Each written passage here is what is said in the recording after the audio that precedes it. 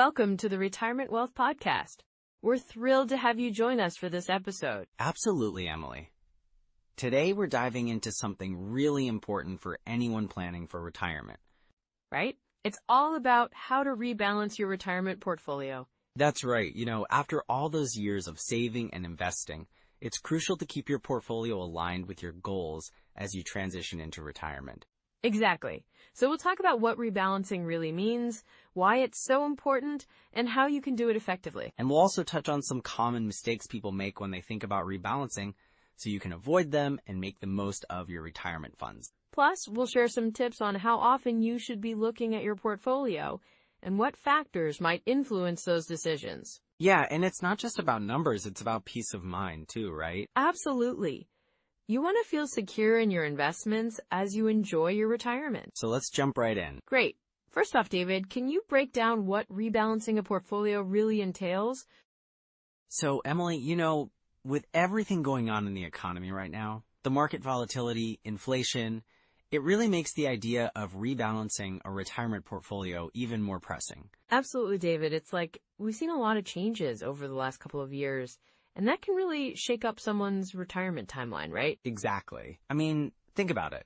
Many people planned for retirement assuming a certain rate of return, but now, with inflation creeping in, those returns might not stretch as far as they once thought. Right, and I've heard from listeners who are really nervous about their savings.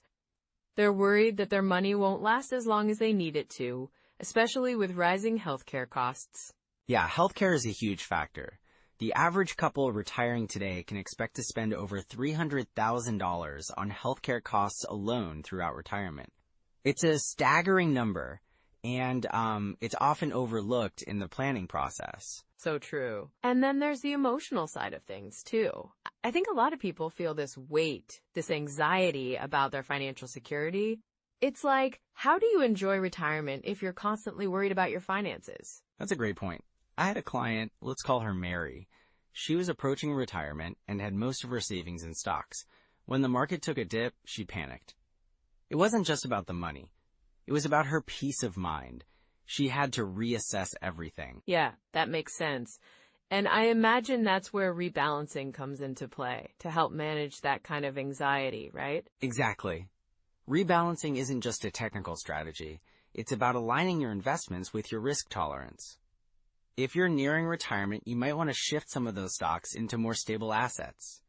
And it's not only about stability, but also about tax efficiency.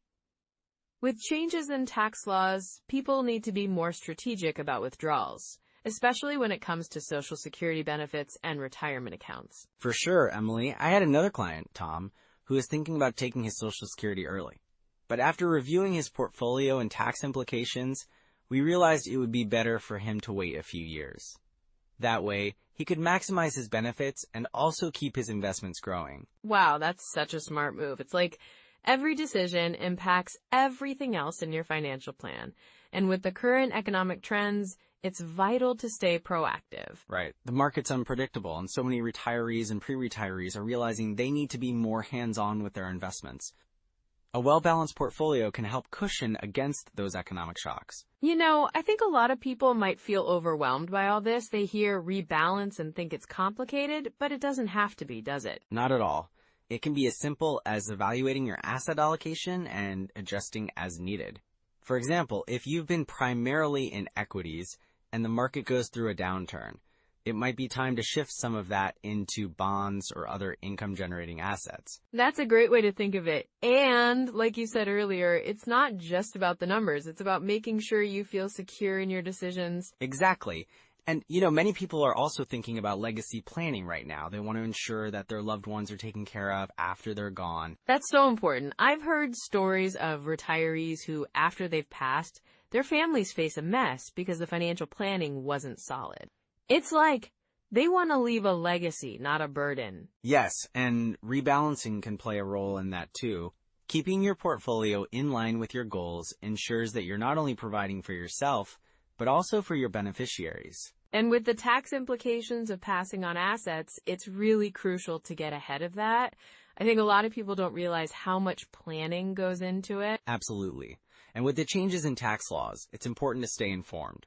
You wouldn't want your heirs to end up with a hefty tax bill that could have been avoided with some strategic planning. Right, and it all ties back to the current economic climate. With inflation and market shifts, it's like, if you're not reevaluating your portfolio regularly, you could be missing opportunities to protect your wealth. That's so true. Let's not forget the emotional aspect of financial security as well. When you know your assets are diversified and balanced, it gives you peace of mind. You can enjoy your retirement without that constant worry hanging over your head. Exactly. And I think that's a key takeaway for our listeners. Understanding that rebalancing isn't just a task, it's a way to secure their future and enjoy their golden years. Well said, Emily. It's about creating a roadmap that adapts to life's changes, allowing you to pivot when needed. So, with all this in mind, what are some core strategies that our listeners can use to start rebalancing their retirement portfolios?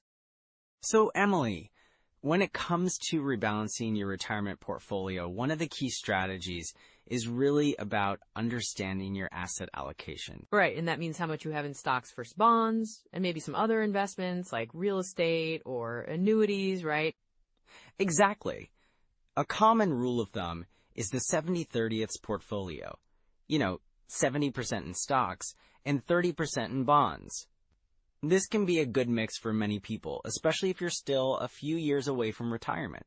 And that's because stocks generally provide higher growth potential, but they also come with more risk, right? Yes, and as you approach retirement, you might want to shift that balance a bit, maybe to a 60-40 or even a 50-50 to reduce risk. That makes sense. So, if someone is 10 years out from retirement, they might want to start thinking about that shift. Precisely. It's all about preserving what you've built up over the years. Now, speaking of preserving wealth, let's talk about tax-advantaged accounts like 401ks and IRAs. Oh yeah, those can really help in maximizing your retirement savings, can't they? Absolutely. With a traditional 401k or IRA, you're putting off taxes until you withdraw the funds in retirement. But with a Roth IRA, you pay taxes up front, and then your money grows tax-free. And that can be a game changer if you think your tax rate might be higher in retirement than it is now, right? Exactly. So a strategy could be to have a mix of both, traditional and Roth accounts. This gives you flexibility when it comes time to withdraw funds, minimizing your tax burden. That's such a smart approach. And what do you think about real estate as part of a retirement portfolio? Real estate can definitely be an important piece, especially if you think about rental income, or even just the potential appreciation in value over time. So it's like having a tangible asset that can provide cash flow. Right. And if you own your home outright, that can also reduce your living expenses in retirement. Plus, it's a hedge against inflation, since property values tend to rise over time. What about annuities? I know they can be a bit controversial. They can be, but they also offer guaranteed income in retirement, which can be comforting. You just need to understand the fees and the terms. Some people really value that predictability. Yeah, I guess it's about finding the right balance between growth and guaranteed income, right? Exactly.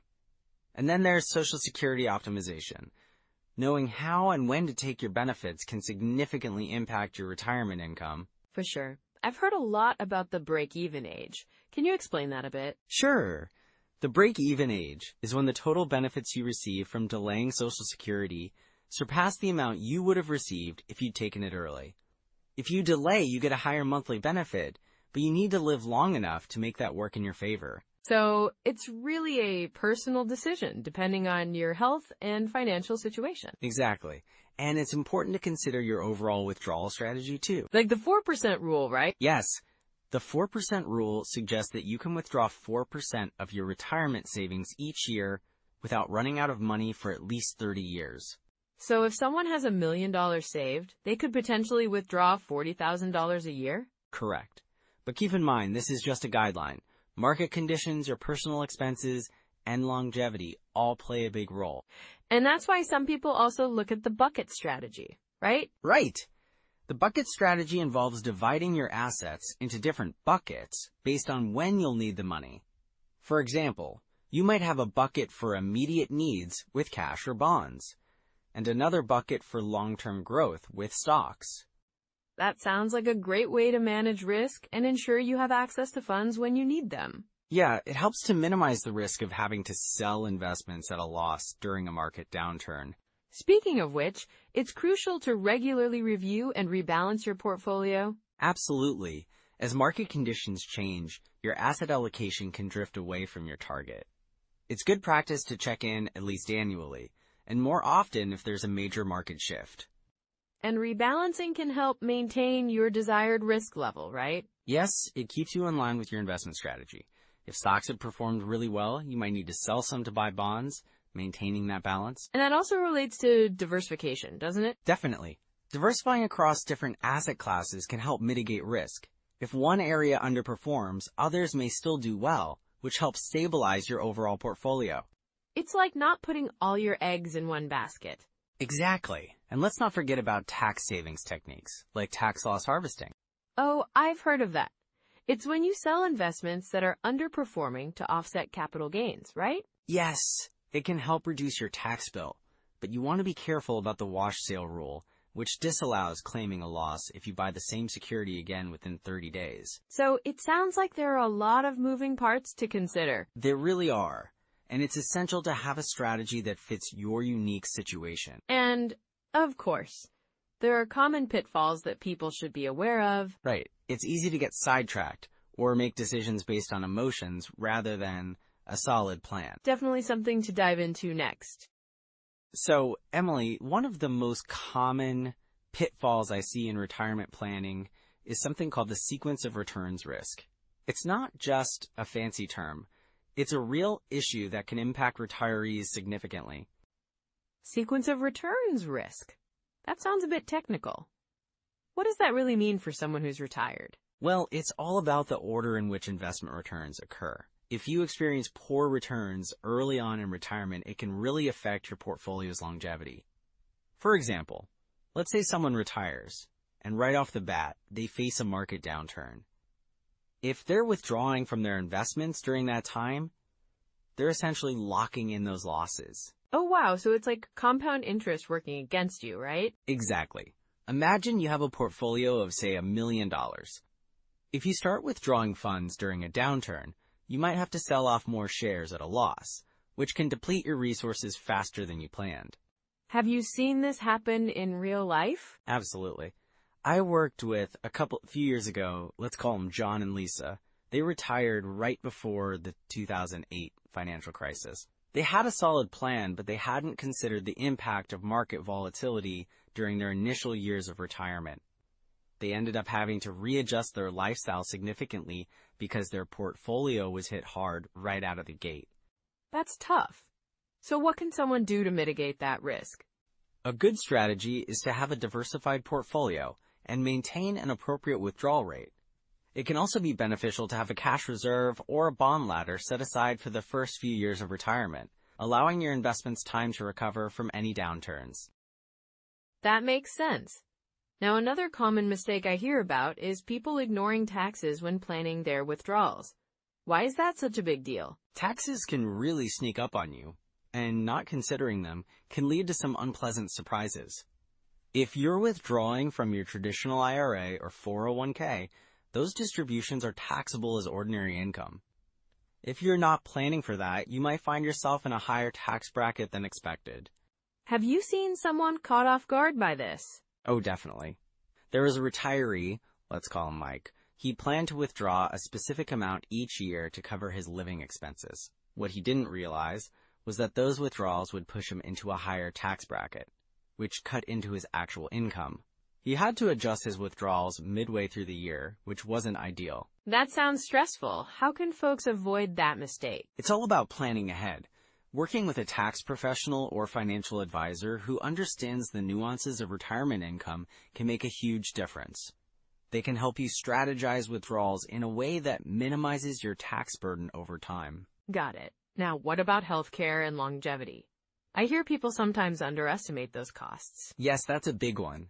Many retirees assume Medicare will cover all their healthcare needs, but that's just not the case. Out-of-pocket expenses can add up quickly, especially when you consider long-term care. Right, and I imagine planning for those costs can be tricky. It can be. I had a client, let's call her Susan, who was convinced she'd be fine with Medicare. But when she faced unexpected medical issues, she found herself needing significant long-term care and had not set aside enough resources for that. It really changed her retirement plans.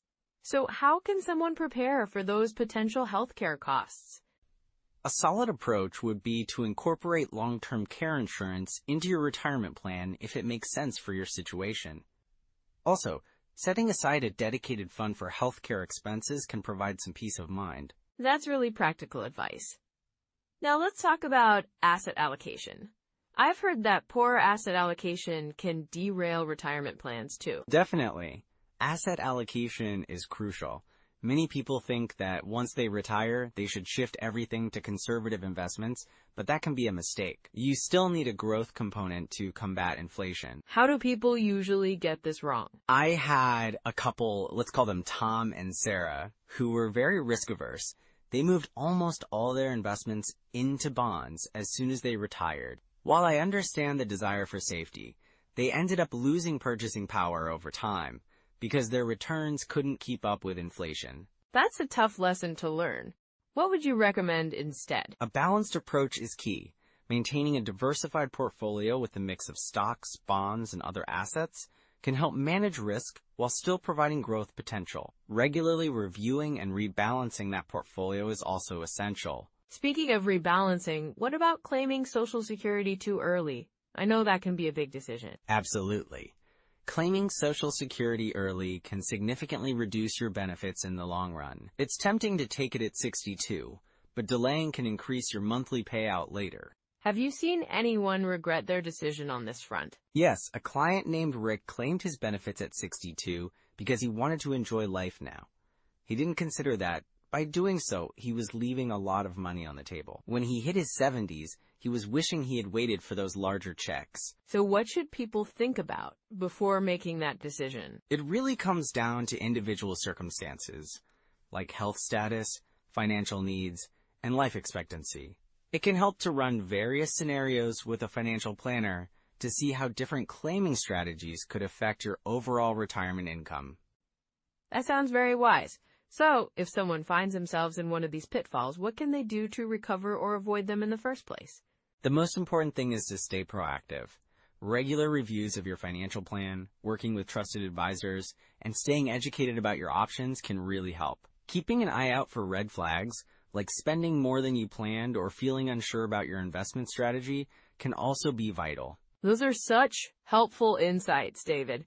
It's all about being prepared and flexible, huh? Exactly. Retirement is a journey, and being adaptable can make all the difference in achieving the retirement you've dreamed of. Well, that's a great place to transition to next steps.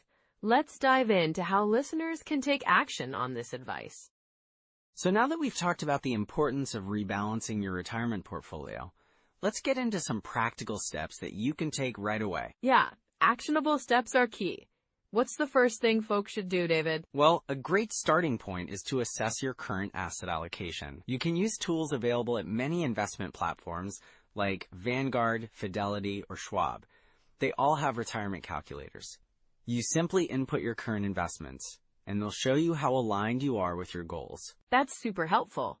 And I think sometimes people feel overwhelmed by the numbers, but these calculators make it feel more manageable. Absolutely. It breaks it down for you. And once you have that information, I suggest setting specific rebalancing goals. For instance, if you're aiming for a 60/40th stock-to-bond ratio, make sure to know how far off you are from that target. Right. And if someone is way off, should they try to fix that all at once? Not necessarily. It's often better to do it gradually. You can use a method called dollar cost averaging, where you rebalance over time rather than all in one go. This can help mitigate market risk. That makes sense. So what about tools for tracking performance? Good point. Regularly reviewing your portfolio is crucial. I recommend setting a reminder to do this quarterly. You can use apps like Personal Capital or Mint to track your investments and see how they're performing against your benchmarks. Yeah, those apps can be a game changer. They really simplify the whole process. Exactly. And don't forget about running retirement projections. It's a great way to see how your current trajectory compares to your retirement goals. You can find free projection tools on ssa.gov, which can help you understand your Social Security benefits too. And Social Security is such an important piece of the puzzle.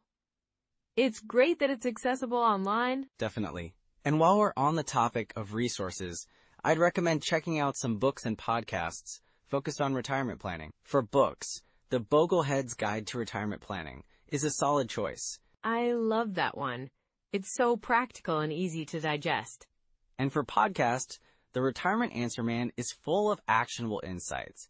It really helps demystify the whole retirement planning process. Sounds fantastic. And I guess it's also about building good habits, right? Exactly. Start small if you need to. Even just committing to review your portfolio every quarter can make a big difference over time. Yeah, and I think people often forget that it's never too late to improve your plan. That's a vital point. Whether you're nearing retirement or have just retired, there's always room for adjustment. So true. And what about tax software or financial planning tools? Great question.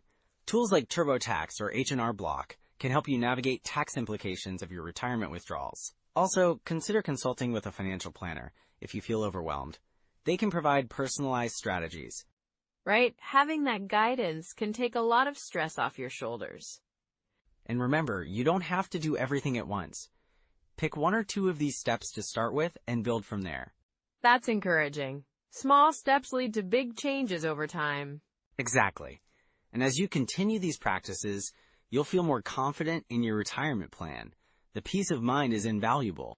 Absolutely. So with all these tools and steps, listeners can really take charge of their retirement journey. Yes, and it's all about making informed decisions to align your portfolio with your retirement goals. With these tools in your pocket, you're ready to strengthen your retirement plan. Let's recap what we've covered today.